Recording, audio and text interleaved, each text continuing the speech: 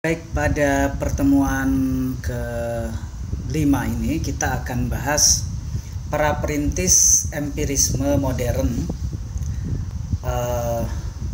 Di dalamnya kita akan mengupas pemikiran dari 4 tokoh utama, yakni Hobbes, Locke, Berkeley, dan Hume. Kita mulai dari yang pertama, yakni Thomas Hobbes ya. Ada beberapa pokok pandangan Thomas Hobbes. Yang pertama tentang kemandirian filsafat. Hobbes berpandangan bahwa filsafat telah banyak disusupi gagasan religius. Hal ini dapat dimaklumi karena Hobbes melihat sejarah filsafat terutama di abad pertengahan. Di abad pertengahan, filsafat betul-betul menjadi dalam tanda kutip ya, pelayan teologi. Dan apa yang disebut filsafat di abad pertengahan itu tidak lebih dari pembenaran rasional atas iman. Oleh karena itu, bagi seorang Hobbes, filsafat dan teologi cukup kabur batas-batasnya di abad pertengahan. Bahkan filsafat dan teologi tidak bisa dibedakan. Nah, oleh karena itulah maka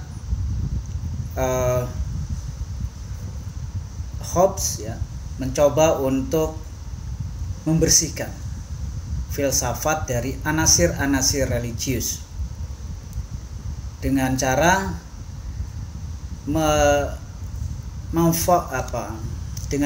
Hobbes mengatakan bahwa objek kajian dari filsafat ya sesuatu yang bisa ditangkap oleh panca indera, objek-objek lahiriah gitu ya. Sedangkan yang tidak bisa ditangkap oleh panca indera, yang non lahiriah ya, dalam arti seperti halnya Tuhan, entitas-entitas gaib dan seterusnya, itu bukanlah objek kajian filsafat. Jadi objek kajian filsafat itu adalah objek-objek lahiriah yang bergerak dan ciri-ciri dari objek-objek tersebut. Dan filsafat pun menurut Hobbes haruslah memfokuskan diri pada pengontrolan alam ya, seperti juga sudah kita bahas sebelumnya ya, Francis Bacon. Jadi bagi Bacon itu kan knowledge is power ya. Jadi untuk mengontrol alam kita perlu pengetahuan, dan filsafat juga harusnya seperti itu ya. Karena itulah maka Hobbes memperkenalkan 4 bidang filsafat yang masih relevan lah dengan apa yang diutarakannya tadi ya. Yang pertama, geometri. Geometri merupakan refleksi atas benda-benda yang ada di dalam ruangan. Fisika ya.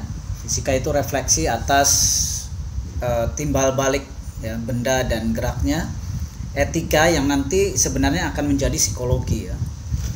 Merupakan refleksi atas hasrat, perasaan, dan gerak mental manusia. Dan yang terakhir adalah politik, yaitu refleksi atas institusi sosial ya. Keempatnya ini sungguhnya merupakan bidang yang nanti akan dipandang oleh Hobbes, akan berorientasi pada hal-hal yang lahiriah tadi ya, objek-objek lahiriah itu, dan terkait dengan pengontrolan alam.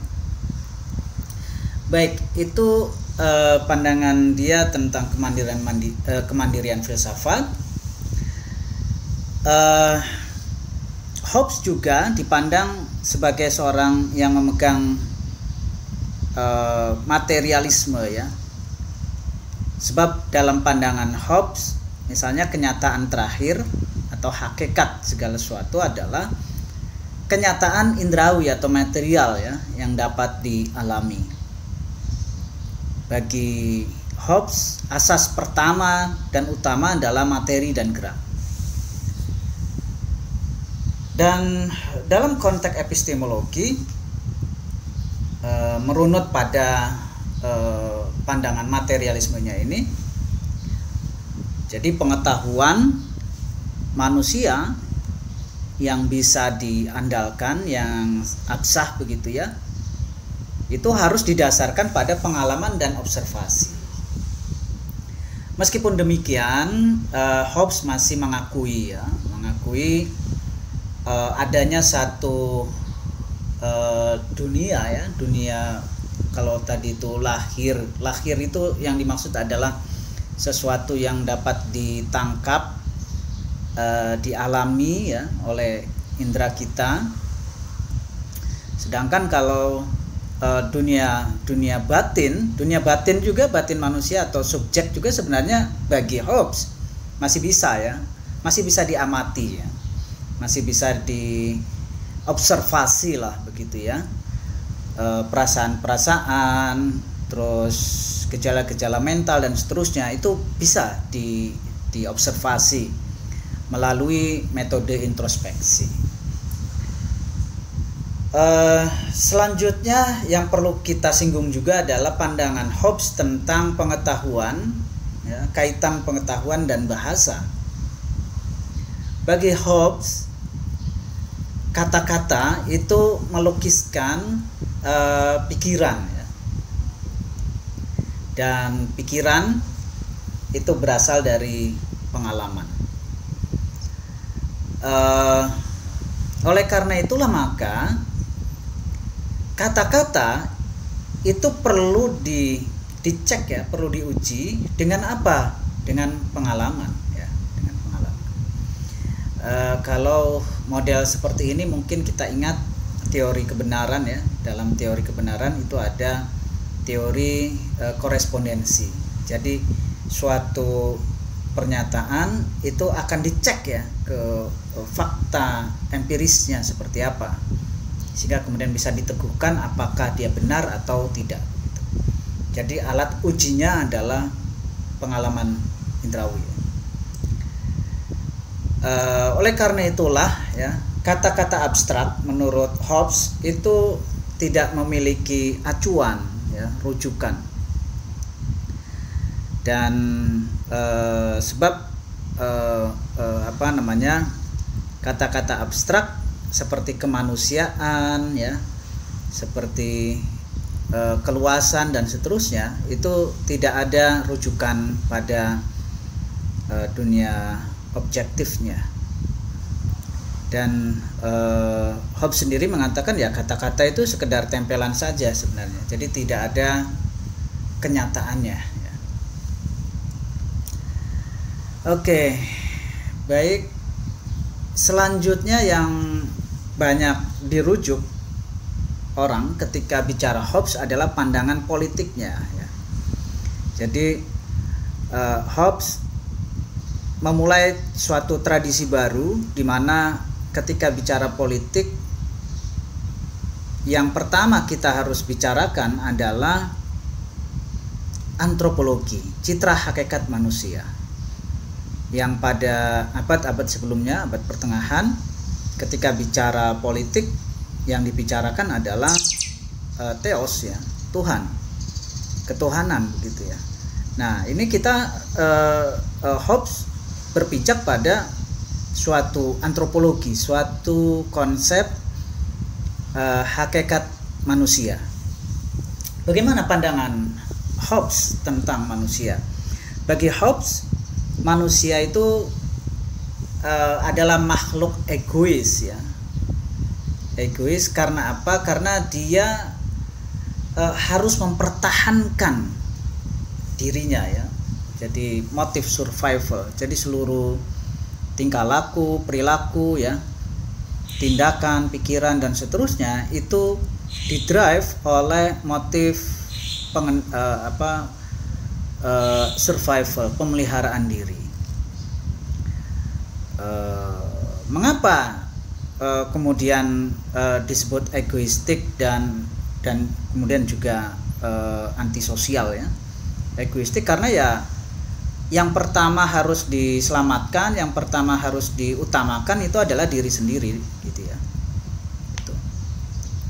Dan kemudian karena itulah maka konsekuensinya ya antisosial ya, antisosial. Antisosial dalam arti yang pertama dipikirkan oleh individu itu adalah dirinya sendiri. Nah ini dalam banyak hal kita perlu merefleksikan ini ya, karena dalam etika itu kan yang baik itu kadang dan dianggap luhur itu adalah bahwa kita harus memikirkan orang lain, berempati pada orang lain dan seterusnya. Hobbes mengatakan tidak. Yang alamiah itu adalah ya memikirkan diri sendiri dulu gitu ya.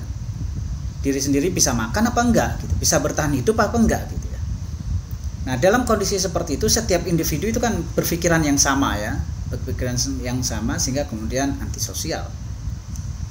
Dan bahkan karena motif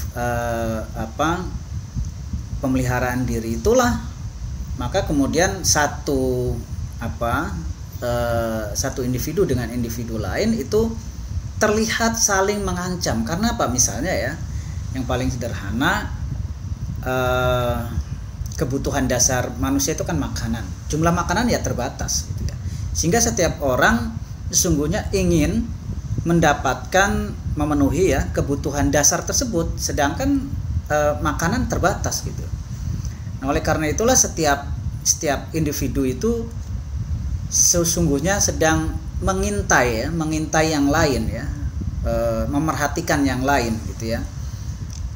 Memerhatikan apa? Memerhatikan perilaku, apakah dia akan agresif pada kita atau tidak gitu ya, terkait dengan kebutuhan dasar yang menopang pada motif survival tadi.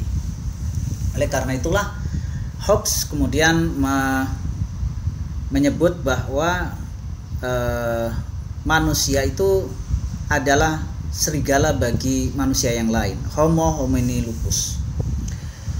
Itulah yang digambarkan oleh Hobbes sebagai situasi sebelum adanya negara ya, state of nature. Jadi setiap orang mementingkan kepentingan dirinya sendiri gitu. Gambarannya mungkin seperti kalau kita sedang di jalanan macet begitu ya, kemudian banyak motor, kita bawa motor gitu.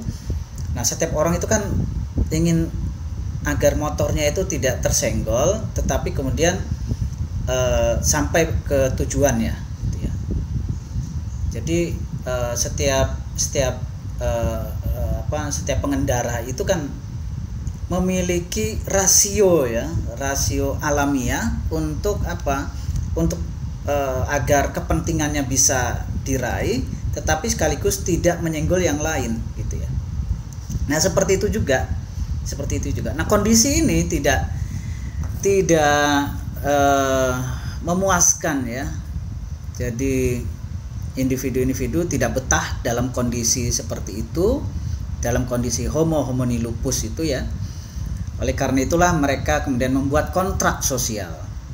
Jadi semacam gencatan senjata. Ya apa yang dilakukan? Yang dilakukan adalah melepaskan hak-hak alamiah ya, hak untuk berkumpul, hak untuk bicara dan seterusnya itu dilepaskan dari setiap individu ya. Nah, pertanyaannya adalah siapa yang akan mengelola gitu ya, hak-hak tersebut, mendistribusikan.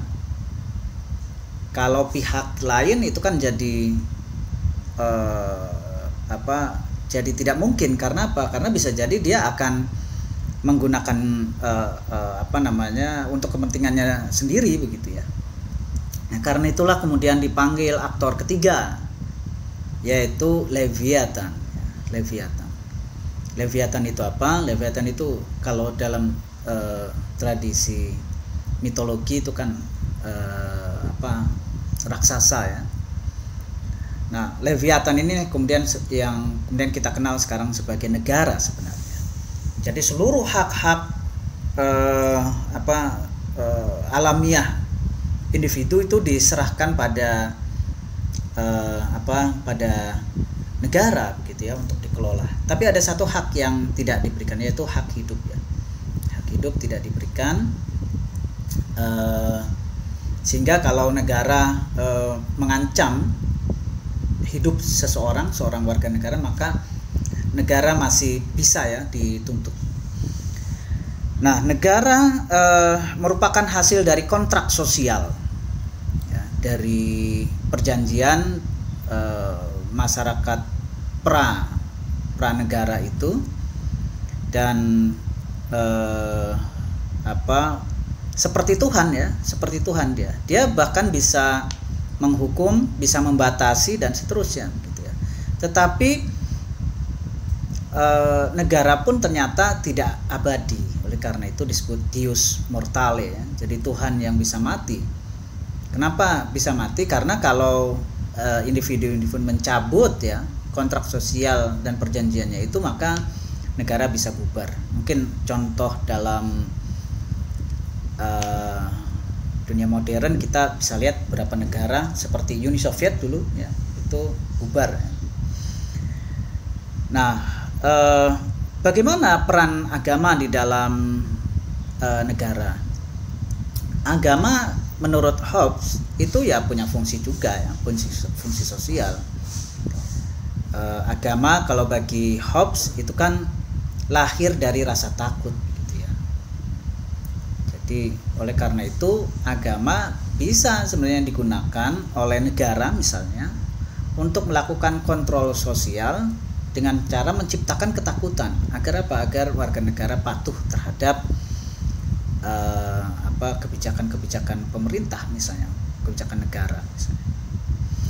Oke, itu yang pertama tentang pokok-pokok pandangan dari Thomas Hobbes. Baik, yang kedua adalah John Locke ya. Beberapa pandangannya sebagai berikut. Yang pertama, John Locke mengkritik ide-ide bawaan ya, konsep ide-ide bawaan dari para rasionalis. Menurut John Locke, pikiran kita ya itu kan awalnya seperti kertas kosong atau tabula rasa. Jadi kertas kosong, lalu kemudian isi dari pikiran itu nanti dituliskan melalui pengalaman ya. Pengalaman melalui persepsi indrawi begitu, mendapatkan kesan dari objek yang di luar diri kita, lalu kemudian masuk ke dalam pikiran kita. Jadi ide-ide bawaan itu omong kosong saja menurut John Locke ya. Nah,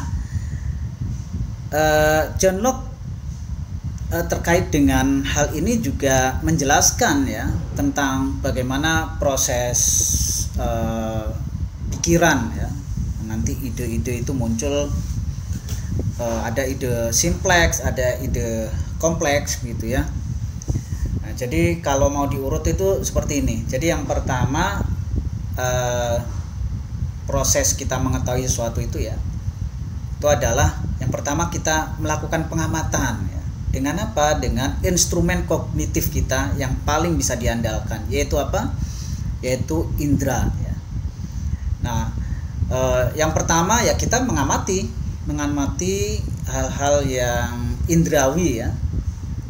Lalu kemudian kesan-kesan ya dari pengamatan indera itu kemudian masuk ya ke dalam pikiran kita, yang kemudian melahirkan ide-ide ya. Ada ide sakit, ide kesatuan dan lain sebagainya. Nah, inilah yang dalam pandangan Locke disebut sebagai ide ya, atau idea kompleks ya, simplex. Nah, kalau idea kompleks itu merupakan hasil dari gabungan ide-ide simplek ya. Jadi misalnya konsep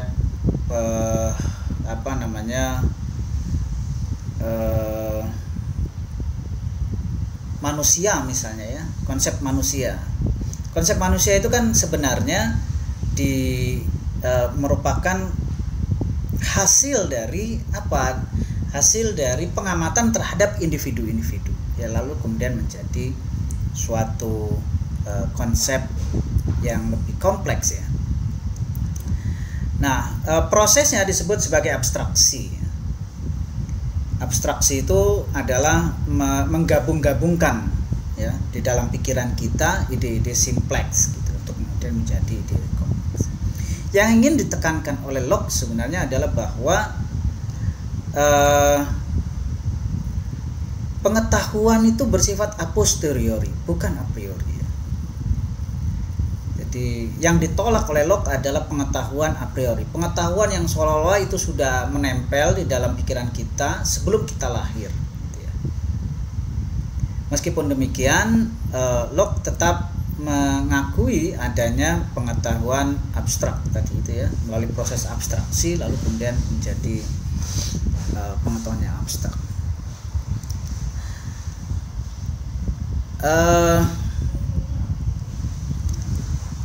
Hal lain yang berhubungan dengan ya ini epistemologi ya, filsafat pengetahuan, itu adalah pandangan Locke tentang dunia objektif, dunia yang ada di luar subjek, di luar diri kita.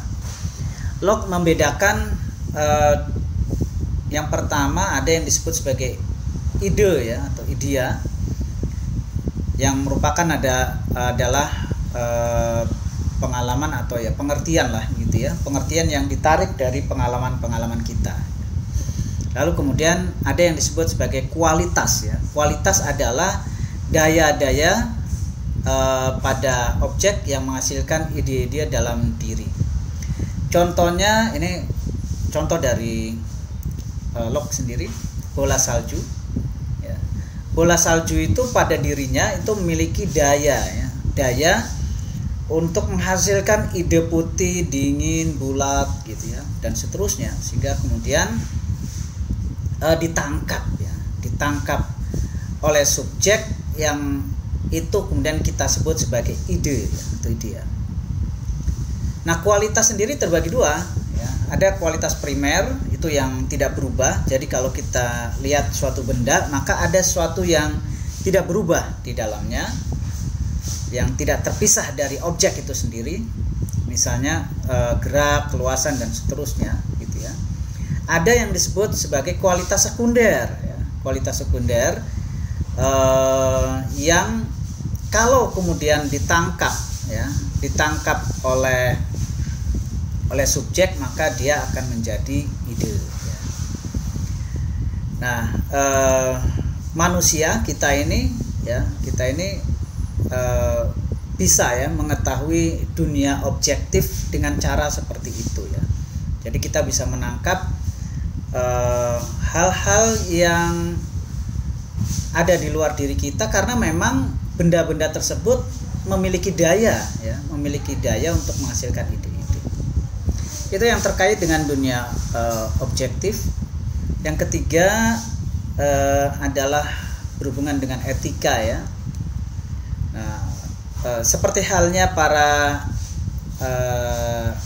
empirikus ya, Locke berpandangan bahwa tindakan manusia, tindakan individu ini ditentukan, didrive oleh pengalaman indrawi ya. Apa ini yang dimaksud dengan pengalaman indrawi di situ? Pengalaman indrawi di situ maksudnya adalah rasa nikmat, rasa menyenangkan, dan rasa sakit ya.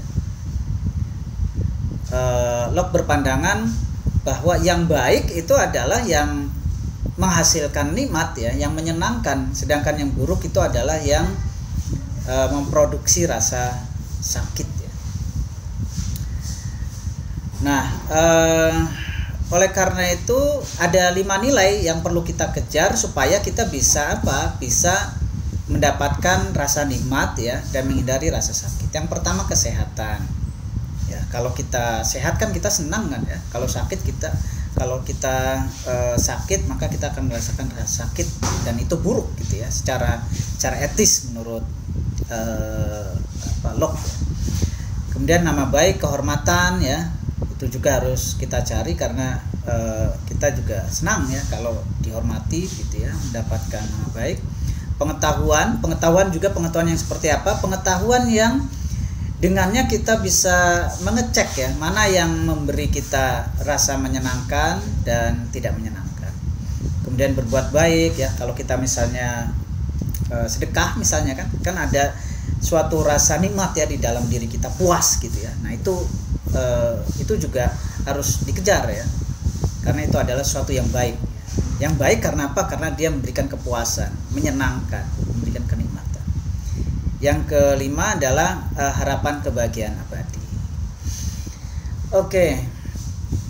Yang terakhir dari pandangan Locke adalah tentang politik ya. Seperti halnya juga Hobbes ya. Jadi pandangan politiknya didasarkan pada antropologi, citra hakikat manusia. Jadi sebelum ada negara ya, state of nature-nya, kondisi alamiahnya, manusia itu dalam kondisi firdaus sebenarnya. Berbeda dengan Locke ya. Locke itu kan Hobbes maksud saya. Hobbes menggambarkan bahwa manusia itu kan dalam kondisi tegang ya, konflik begitu ya, homo homini lupus. Nah, kalau dalam pandangan Locke ya, manusia itu malahan sudah dalam kondisi firdaus gitu, sudah bahagia, sudah senang begitu ya. Tiap individu itu membawa hak bawaan begitu. Lalu juga di situ ada kebebasan dan persamaan. Nah, situasi ini kan situasi ideal sebenarnya ya. Nah, ini coba untuk dipertahankan oleh masyarakat, oleh individu-individu ya. Maka dibuatlah kontrak sosial agar apa? Agar situasi itu tidak kemudian rusak, tidak bubar begitu ya.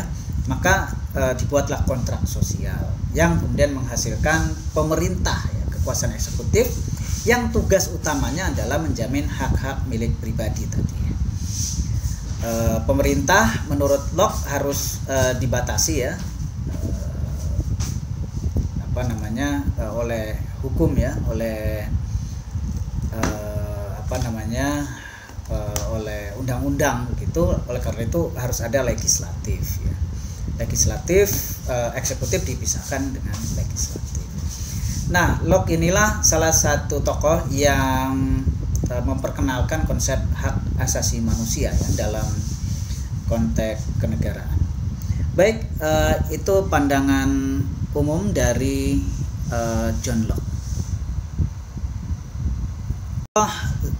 Ketiga yang kita akan kupas secara singkat adalah George Berkeley ya. Dia sama seorang empirikus ya, pastinya.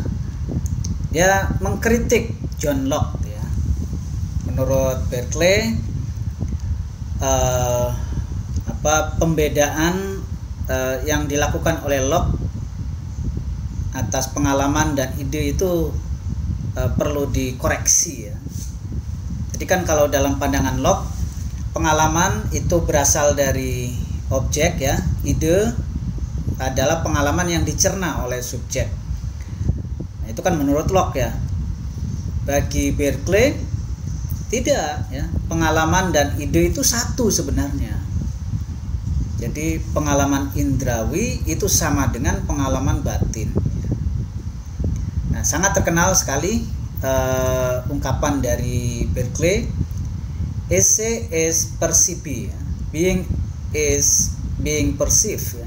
Yang ada itu yang bisa dipersepsi. Sesuatu itu menurut Berkeley sama dengan yang dipersepsi. Jadi realitas itu adalah sesuatu yang bisa dipersepsi. Sesuatu yang tidak bisa dipersepsi itu bukan realitas. Nah, Ini agak-agak mirip dengan rasionalisme sebenarnya ya. Jadi kok yang ditekankan adalah persepsi, subjek, rasio ya seolah-olah. Tapi sebenarnya ada perbedaannya dengan rasionalis ya. Mengapa kemudian Berkeley dimasukkan pada mazhab empirisme? Itu karena menurut Berkeley ide itu berasal dari pengalaman batin ya. Jadi tetap pengalaman, bukan dari rasio. Jadi dia tidak a priori. Nah itu yang membedakan Berkeley dengan rasionalisme. Secara singkat seperti itu.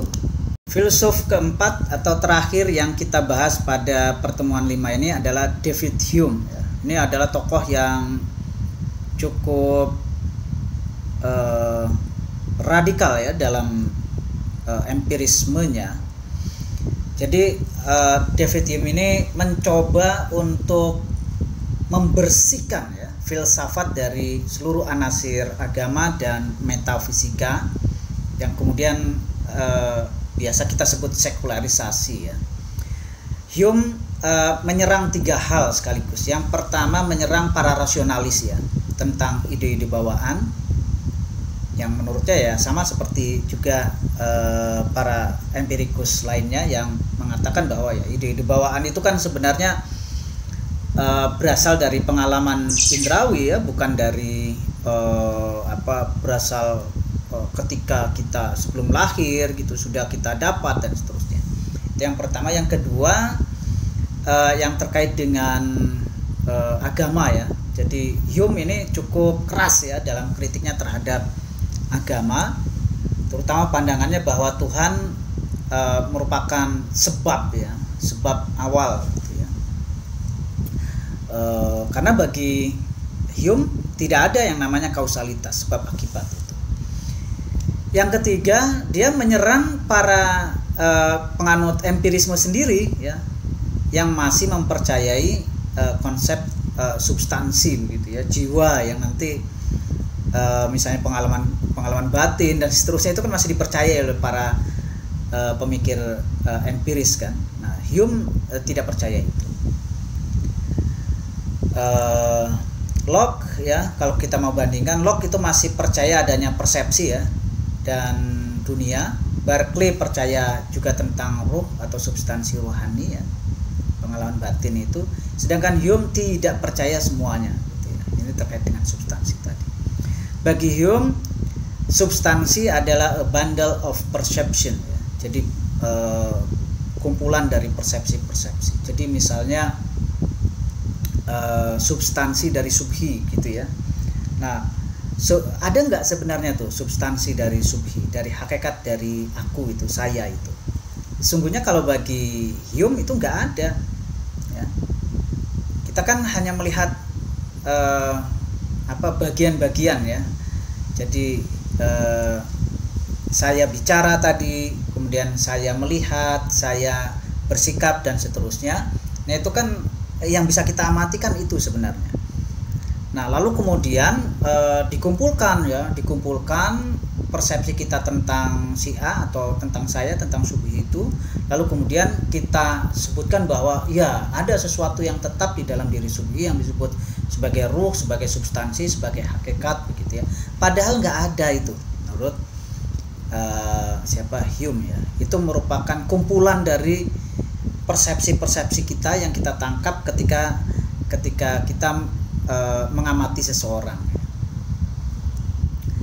Oke, tadi telah saya sebutkan juga. Jadi Hume itu tidak mengakui konsep kausalitas ya.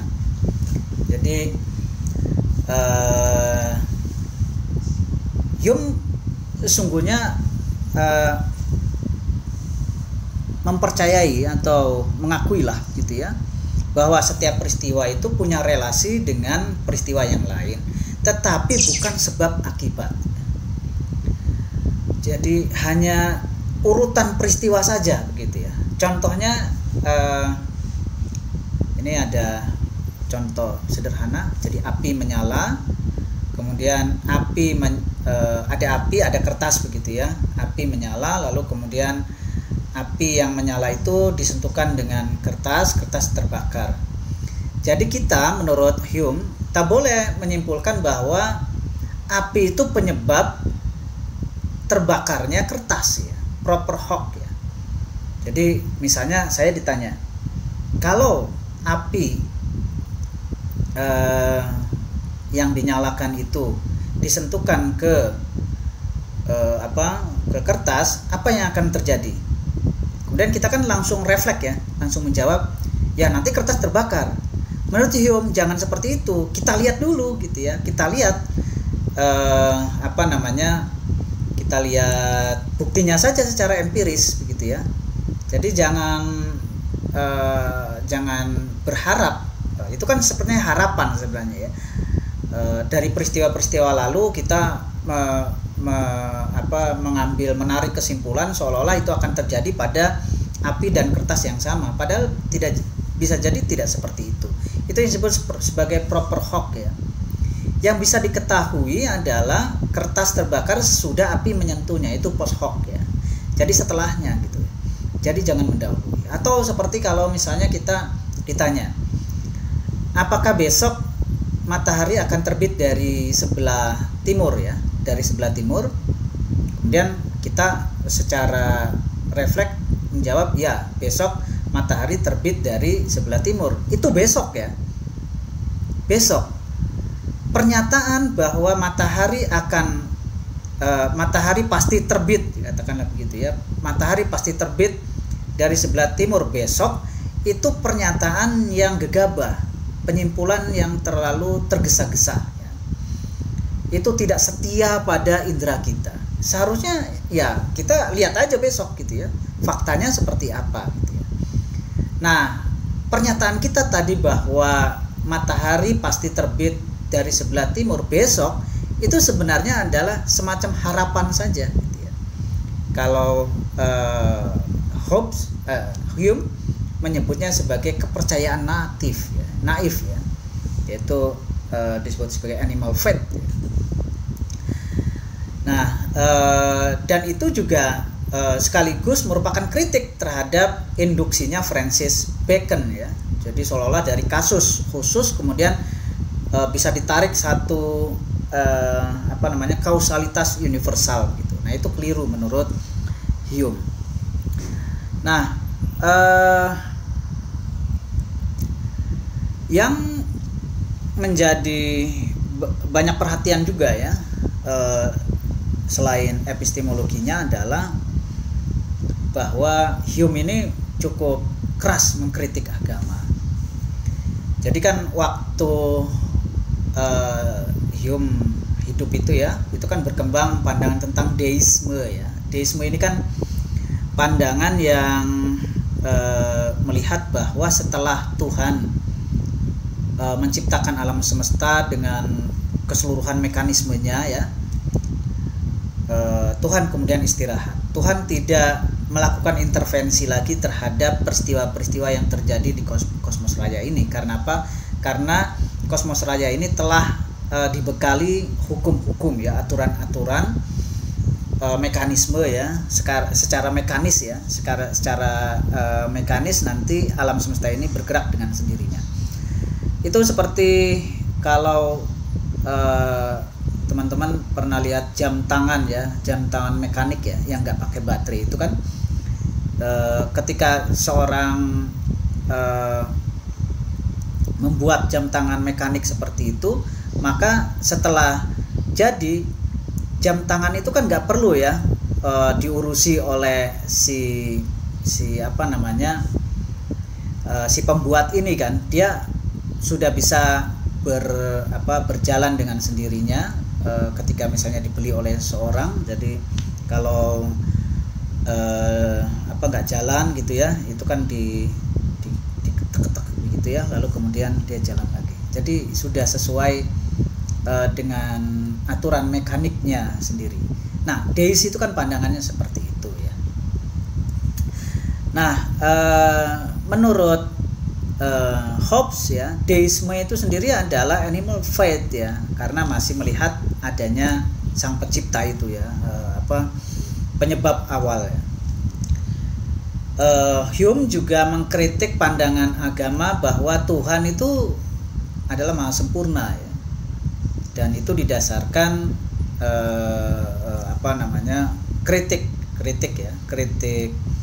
Hume itu kan didasarkan pada fakta ya, kalau Tuhan Maha sempurna maka seharusnya ya dunia ini sempurna begitu ya. Tapi kenyataannya apa? Kenyataannya ada kejahatan, ada keburukan yang terjadi di dunia ini. Fakta bahwa adanya kejahatan dan keburukan itu menunjukkan bahwa Tuhan itu nggak sempurna gitu ya. Nah, apakah kemudian Hume ini tidak percaya Tuhan? Ya, dia kalau ditanya seperti itu maka mungkin ya jawaban Hume akan mengatakan ya kita tidak pernah tahu Tuhan itu ada atau Tuhan itu tidak ada ya. Oleh karena itu Hume dapat dikategorikan agnostis ya. Lalu juga Hume melakukan kritik terhadap moralitas ya. Moralitas didasarkan pada immortalitas jiwa ya. Hume kan tidak percaya adanya substansi jiwa itu ya, yang merupakan sebenarnya adalah sebuah ilusi ya. Yang terakhir salah satu yang disinggung oleh Hume adalah kritiknya atas mukjizat ya, keajaiban yang dilakukan oleh seorang nabi itu. Nah, menurut Hume mukjizat itu omong kosong ya. Jadi karena apa? Karena ada beberapa alasan nih. Yang pertama, mukjizat itu tidak pernah disaksikan secara kolektif oleh orang-orang cerdas ya. Jadi, nah itu. Jadi kalau bagi Hume, ya mukjizat itu ya diyakini oleh orang-orang bodoh gitu ya, yang tidak kritis gitu ya. Lalu kedua, ya katakanlah orang kemudian percaya, tetapi percaya bahwa ada suatu keajaiban itu belum tentu menunjukkan bahwa keajaiban itu memang ada gitu ya. Jadi Hume membedakan antara apa yang dipikirkan dengan apa yang terjadi begitu ya, dengan realitas begitu ya. Apa yang dipikirkan itu belum tentu ada dalam kenyataannya. Yang ketiga, mukjizat terjadi saat manusia belum maju seperti tadi ya. Ketika manusia belum cerdas begitu ya, dan hanya diyakini oleh orang secara infantil ya, picik gitu. Nah, yang keempat, penolakan Hume terhadap mukjizat itu dengan melihat bahwa tiap kepercayaan ya punya mukjizatnya masing-masing ya. Agama Kristen dengan Yesus begitu ya, ada keajaiban-keajaiban. Islam dengan Nabi Muhammad ada keajaiban dan seterusnya. Tapi tidak pernah ada ya kesepakatan empiris tentang kemukjizatan itu sendiri di antara para agama-agama itu. Yang kelima, menurut Hume, makin ilmiah seorang sejarawan, kan biasanya diceritakan oleh sejarawan ya mukjizat itu ya, maka makin ragu ya, tinggi tingkat keraguannya, dan akan melihat bahwa mukjizat itu merupakan hanyalah tafsir dari Nabi untuk memperkenalkan ajarannya. Oke, demikian pokok pandangan ya sebagai pengantar untuk diskusi tentang empirisme modern ya, yang dikemukakan oleh 4 filsuf sekaligus, yaitu Thomas Hobbes ya, John Locke, George Berkeley, dan David Hume. Terima kasih.